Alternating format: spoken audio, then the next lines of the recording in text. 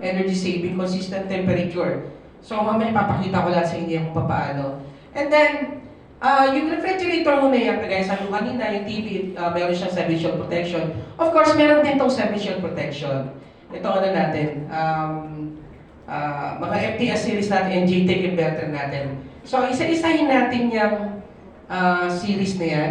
Ano bang meron dyan sa JTEC inverter na yan? Panoorin niyo po yung video.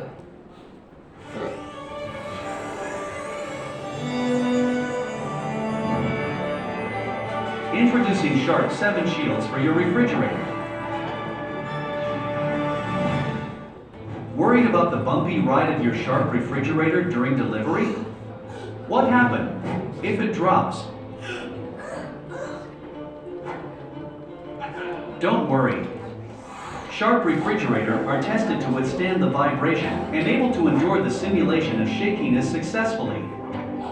It has also passed the drop test without damage. 7 Shields ensure your item is delivered safe. Trying to place the refrigerator on uneven surface? The refrigerator was stable without falling during the stability test, even when the refrigerator door is open and tilted 10 degrees. You can also adjust the feet until left and right doors are aligned. 7 Shields assures a stable placement process. You can enjoy using multiple appliances at the same time without being scared of voltage fluctuations. The refrigerator is able to function within 100 to 300 volts because it is protected by 7 Shields from voltage fluctuations. Having unfriendly visitors at night biting off refrigerator. Yeah, madalas yan, ano? Okay. So yung ano niya, yung nasa likod niya na yan, no? Afraid not, the electrical parts are protected from rat bites. Our electrical components are also heat resistant. 7 Shields protects its refrigerator from rat bites and fire. Are you worried about humid weather and the surrounding rusting your refrigerator? Sharp protects its refrigerator with layers of anti-rust coating. Yan po yung steel niya. Steel galvanized, Saltwater tapos test coated conducted with by the plastic. lab for 10 days is certified to protect Lahat from po ng human JTEC air. na ref, ganyan po. 7 Shields ensures your refrigerator is anti-rust. Endlessly closing and opening the refrigerator door throughout day and night. Sharp refrigerator supports longer durability for opening and closing the door and offers 10-year warranty for its compressor. 7 Shields guarantees a long-standing usage. Sharp protects its refrigerator with the highest level of Japanese So, yan po yung ano, semi-shell protection natin. So, lahat ng refrigerator may ganyan po klase technology po. I-emphasize ko lang po ito, ano. Pag kami nakita ko may ganito sa refrigerator, o kaya sa aircon ng Sharp, ibig sabihin niya may plasma cluster ion. Meron po yung ion generator na nagre-release ng negative and positive ions na nadi-deactivate ng bacteria and viruses. Ang trabaho nito, hindi niya po pinapatay yung virus at bacteria. Dinideactivate na po ginagawa ko niyang tubig. So ito lang po ang klase ng technology sa market. Matagal na po ito, wala pa pong pandemic, may ganyan na po action. No, nagsimula po yan sa air purifier. Nagsimula sa air purifier. Ngayon, ang function naman nun, mag-inis ng hangin. Ngayon, ang ginawa nila, nilagay nila sa refrigerator. So, ang effect nun sa pagkain is malaki. No, hindi na daling mabulok yung pagkain ninyo. Katulad po nito. Panoorin niyo po itong video na to.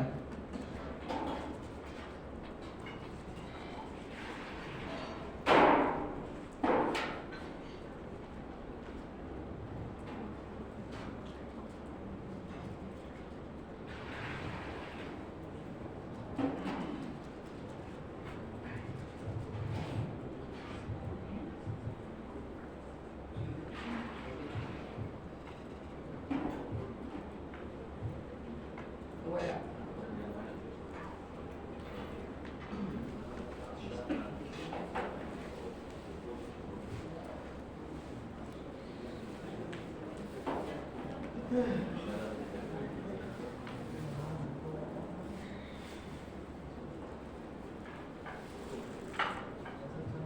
Ayan. So ito po yung sa loob ng refrigerator.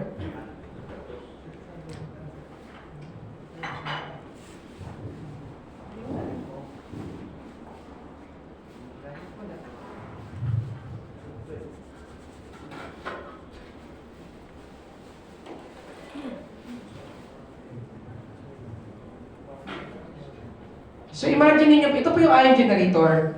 So assuming po ito yung loob ng refrigerator, ito naman po yung ion generator. Sa loob po yan ng ref. Ito, meron pong food, ayan, tinapay. Ion generator, ito wala. Day 2, day 3, 4. Kasi hindi po nangyayari dito 5, 6, 7. Dito kapag may ion generator, yung plasma cluster ion, yan. 10, 11, 12. Yan. Yan po ang nangyari after 12 days dun sa food ninyo. Pero kapag may plasma cluster ion yung ref nyo, ito po, nananatili siya, fresh. Okay? Kaya mapapansin nyo po, kami po ay nananatiling fresh. Sharp po ba? So ano pa hinihintay ninyo? Kung gusto nyo manatiling fresh, gagamit kayo ng Sharp na may plasma cluster ion. Totoo po yan. Okay? Tignan nyo po yung mga skin namin. Okay. Si Sir, natatawa si Sir. Okay, totoo po yan. Lahat po kami dito gumagamit po. Aircon namin may PCI. Ref namin may PCI. Air purifier. So, yan po yung isang effect ho. No? O, pangalawa, bigyan ko pa po kayo ng freba. Okay? Ano pa natatanggal nito? Okay? Amoy. Amoy ho, sa loob ng refrigerator nyo. Okay, tanong amoy sa bagay yan. Tingnan nyo So, may isang tao, ayan, Japanese yan. Tumakbo siya, nilagay niya kilikili niya ng tissue. Siyempre, pagpapawisan ka. No? Nilagay niya dyan yung tissue. Okay? Ito yung ion generator naman sa air purifier. So yung isa, binabad sa plasma cluster ion, yung isa hindi. Tapos ipapaamoy doon sa aso kung ano yung amoy ng tao. Tingnan natin ngayon. Ayan. Ito hindi nakababad sa plasma cluster. So after 1 hour sa oras, yan na si Jackie. Hinay natin, hinay doon sa Japan. So aamoyin niya ngayon, yung amoy ng tao. Ano yung amoy ng tao dyan? So unahin yung hindi naka-plasma cluster ion. Yan. So saan nakalagay? Number 2. Yan. Tingnan natin kung maamoy yung aso.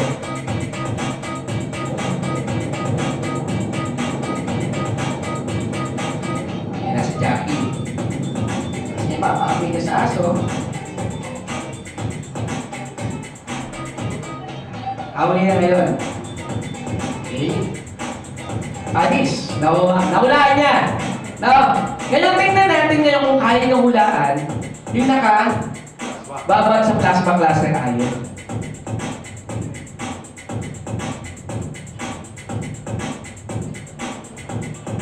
Ulitin ko po yung technology po na yan, nakalagay po yan sa refrigerator, sa aircon ng Sharp, saka sa air purifier. Ayun po, pati sa electric fan. Kaya maswerte ho yung makakakuha niyan. Totoo po, may plasma cluster ion po yan.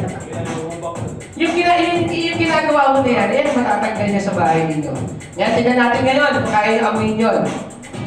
Yan. Yan. So nakalagay sa number 1 ang correct answer. Tignan natin ngayon. Nilagpasan niya. O, sandali lang, sabi niya, babalik pa ako. Mukhang mali. Ibili siya. Ang ginawa niya, all of the above na kaya, pinili niya lahat, maliban sa number 1. O. Ngayon, ano masasabi niyo sa plasma cluster ion? Sharp! Sharp po ba? Sharp! O, simple lang. Maganda yan, lalo na kung galing kayo ng party, boys. Meron kayo sa store niyan, air purifier. Tapat mo na kayo doon. Kung hindi kayo naligo, tapat kayo doon. Tanggal ang inyong amoy. Ginagawa ko yan sa opisina. No? Pagkagaling namin ng party, tatawa mo kami. Paano mo lang kami doon? Tanggal ang amoy. Huwag niyo gagawin yun. Okay, biro lang. Ayan na. Sharp po ba? Sharp? Ayan. Yan po yung technology na meron po si Sharp na may pagmamalaki po namin sa aircon, sa refrigerator, at saka sa air purifier po natin. No? May isa pa po ako sa inyo ituturo. Sa refrigerator po ng Sharp, mayroon po itong bagong technology. Ito pong Extra Cool Plus. Maganda po itong Extra Cool Plus. No? Available po yan sa FTS, yung 13 and 11, no? Ay, 12, FTS. Basta sa FTS series natin. Okay? Yung extra cool plus na yan, no? Extra cool plus na yan, simple lang po ang trabaho niyan. Kayo po ba, pag may ano kayo, may namamalengke, bumibili kayo ng isda, ng meat, no? Saan yung ilalagay? Freezer. Sa freezer. Tama, sa freezer. Ngayon, bakit mo nilalagay sa freezer? Para hindi madaling mabulok o masira yung pagkain. Okay. Ilang araw bago may consume, ma'am? 3 days. O 1 taon. Ganun. Grabe naman yun. 3 days. Makakain mo yan. Ano? Ngayon, naglagay ka ng meat. Pagka tanggal mo ng meat, ano gagawin mo para matagal ang yelo? Didefrost mo. Babad. Tama? Didefrost mo. Pag dinefrost mo, anong lasa ng pagkain? Matabang. Very good. Kasi nawawala na yung nutrients niya at protein na niya doon sa pagkain. No? Dahil frozen siya. Ang trabaho nitong Extra Cool Plus, pag namalengke kayo, nag-grocery kayo ng mga frozen foods, like example, ng meat o ng fish, hindi nyo kailangan ilagay sa freezer. Pwede nyo ilagay sa Extra Cool Plus. Na pwede nyo i-consume na hindi kayo mag-defrost ng pagkain ng ilang araw. So maximum niyan 1 linggo. No? Na pwede nyo ilagay dyan na hindi nabubulok yung pagkain mo. Na hindi siya frozen. Maganda po ba? No? Sharp po ba? Sharp? Sharp. Ayun po yung Sharp. Extra Cool Plus natin na tinatawag. Okay? Okay. Question pa, again. Dami kong question, ano? Pag po may customer who bumibili sa inyo, ano po yung sinasuggest natin sa customer natin? Paano gamitin yung refrigerator? Like, for example, bumili. Pagdating sa bahay, gagamitin ng customer, ano po yung sinasuggest natin? Ano po? Paano yung sinasuggest natin? Pagdating sa bahay, lalagyan po ba nila kagad ng load? I-volume nila? 1 hour standby. 1 hour standby? Okay, very good. Tama? Okay? Pag na-encounter nyo ito sa mga customer natin, no, bibili, tapos na-encounter nila na yung refrigerator ko kasi low cool. Ibig sabihin, mahina lumamig. Siguro, number 1 factor dyan, isa-alang-alang nyo. Una, tanong nyo saan nakalagay yung ref. Okay, kasi baka mamaya katabi niya yung lutuan. Nakaka-apekto po yun. Pangalawa, yung ceiling ng bahay, baka mamaya yung pinaglalagay yung yero malapit doon sa refrigerator mo. Pag mainit, nakaka-apekto po yun. Yan yung mga factor na nakaka-apekto sa pagpapalamig. Pangalawa po, yung hindi tamang paggamit. Yung tipong pagdating ng bahay, no, pinahinga ng 1 oras, tapos sinaksakan kagad. Tapos, kalahati lang. Full. Hindi yung talaga lalamig agad yun. So ano ang tama? Ito po yung tama.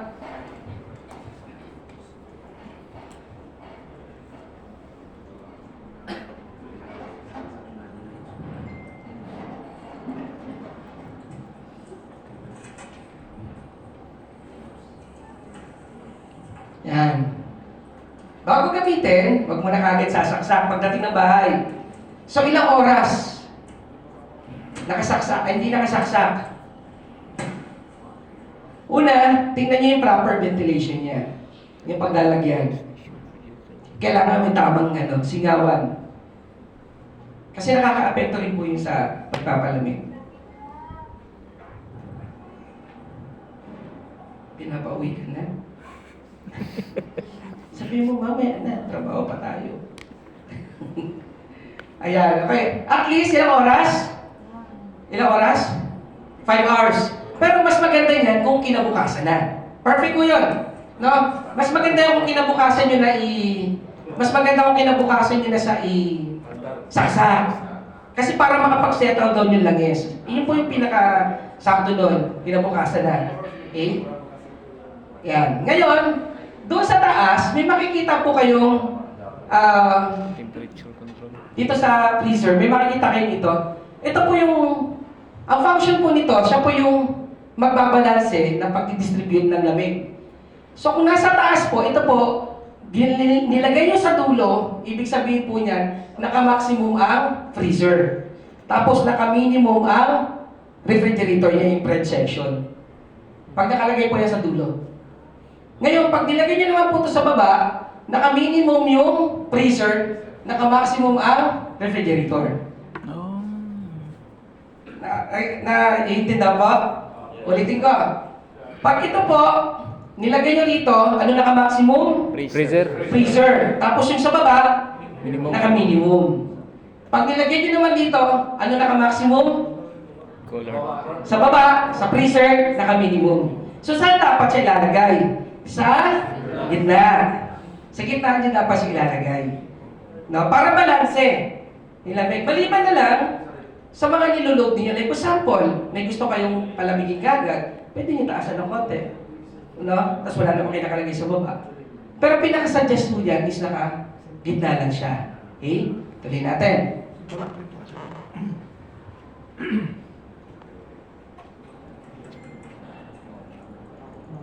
Yan. Ito naman yung pinaka-main switch ng power control ng pagpapalamig.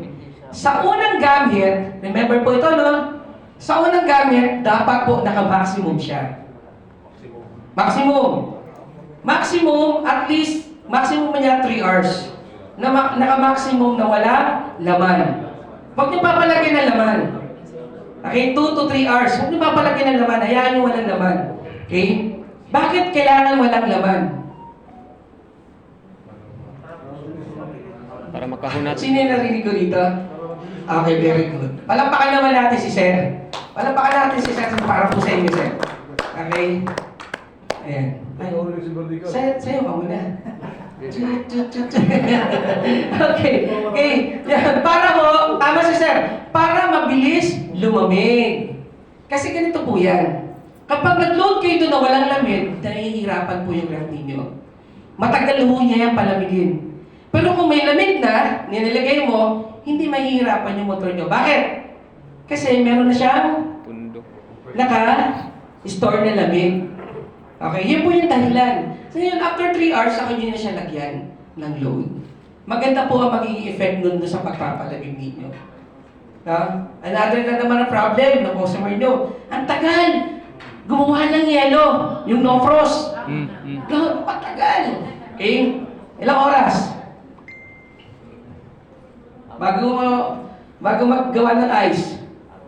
4? No? Tama si Sir, 4? 3? Okay, bigyan ko po kayo ng idea. Suggest sa customer nyo to. Kapag gagawa ka ng yelo, palamigin nyo muna yung tubig. Saka nyo ilagay sa freezer. Hindi po. Palamigin nyo muna yung tubig. Alam mo, gagawa kayo ng ice. Okay, bago nyo ilagay sa freezer, ilagay nyo muna sa sealer. Tapos kinabukasan sa kanya ilagay. Maniwala kayo sa akin, mabilis yung lumamig, mag-yelo. Oh, may gagawa nyo mamaya sigurado kapag uwi ninyo. Okay. Suggest ko lang sa inyo. Yan. That's true. That's the one problem ay Yes. na gusto ko. Pakita nila ang tagal nag-ice. Pero, kapag nag-ice na po yun, tuloy-tuloy na po yun. Okay, remember ho, kung mag-ice po ang direct cooling, nag-ano po kami, nag-experiment kami niyan, between direct cooling and no frost. No? Hindi ko lang nakita yung data ko eh. Ngayon, parehas silang dalawa.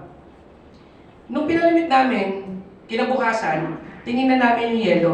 Yung sa direct cooling, ang nag-yelo yung ilalim, pero ang gitna, tubig.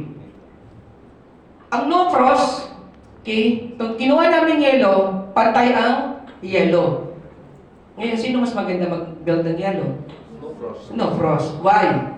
Kasi ang direct cooling, nag-uumpisa siyang mag-build ng yelo sa ilalim, pataas. E paano ang gitna?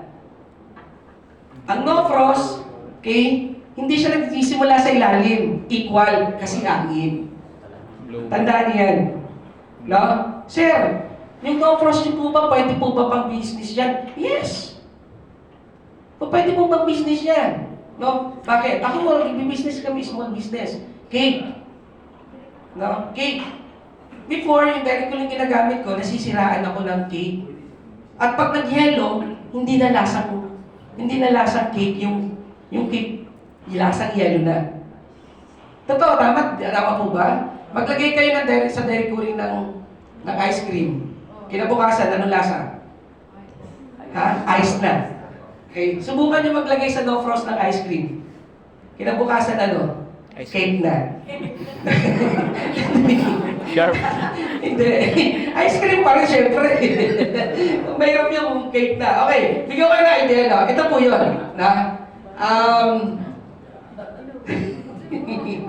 Ang swerte naman nun. Cake na, mas naging ano. Okay, ito po yung sa akin. Pakita ko lang po kayo. Para may idea po kayo. Ngayon kung kailangan nyo po ng ano, meron po kami dito sa service, pwede ipakita, na pwede po siya pang home business. Ayan po.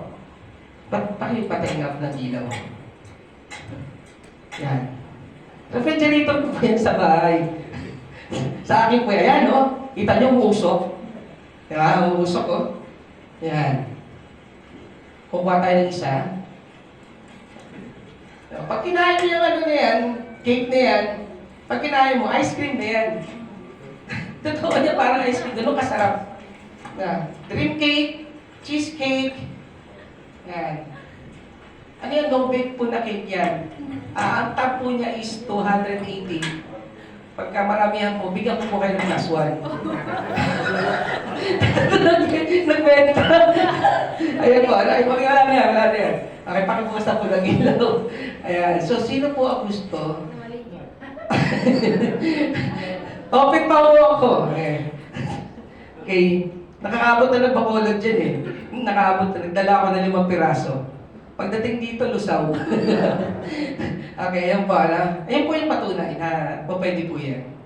So maganda po ba? Sir, ito pang problema.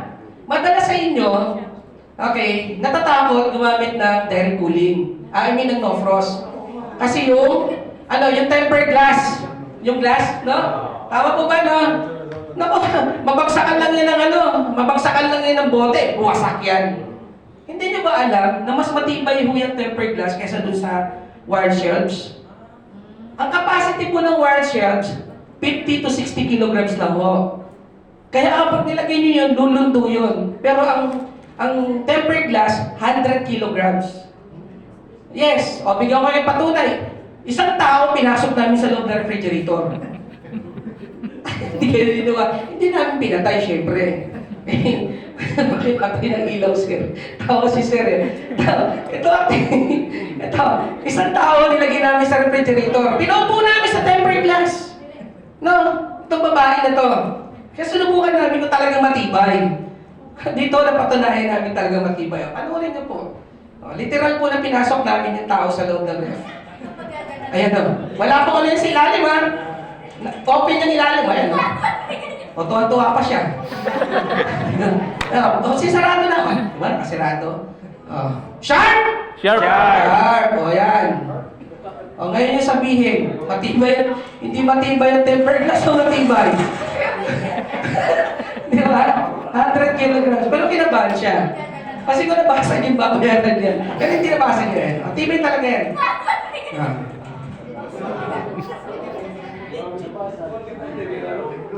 Ano?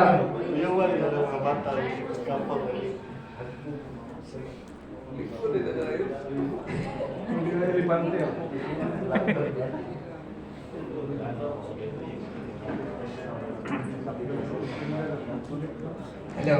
Ayan. Sharp po ba? Sharp. O ngayon, naniniwala na kayo na matibay yung sharp, sir.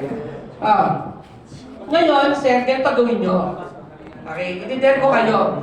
Pagdating nyo po ng store, gawin nyo po yan. Para po marami kaming benta. Pag nabasa, siyempre bayaran ko. Oo, salary deduction, siyempre, sir, salary deduction daw. Dito to. Okay, tandaan nyo lang po, na totoo yan. Totoo yan. Ang tempered glass sobrang tibay niyan. Wag lang po yan ng pointed object. Yun ang weakness niyan. Pero kung patibayan, sobrang tibay po niyan. May isang video pa nga yan, pinatayuan namin sa isang tao eh. Hindi yung nabasag eh. Yeah. Sharp po ba? Sharp. So maganda, no, sir, no? Maganda. Okay, makakakala kayo kay Sharp. Sir, Yes, sir. okay, Samsung. Sharp. Nakabito lang, sir. Okay, so ito po, no, ang warranty ng mga JTEC natin, ilang years? 10 years. 10 years sa compressor, Compressor. 1 year sa parts and service. Makakapagano pa tayo, no? O, last na to, last na. May bago lang po tayong,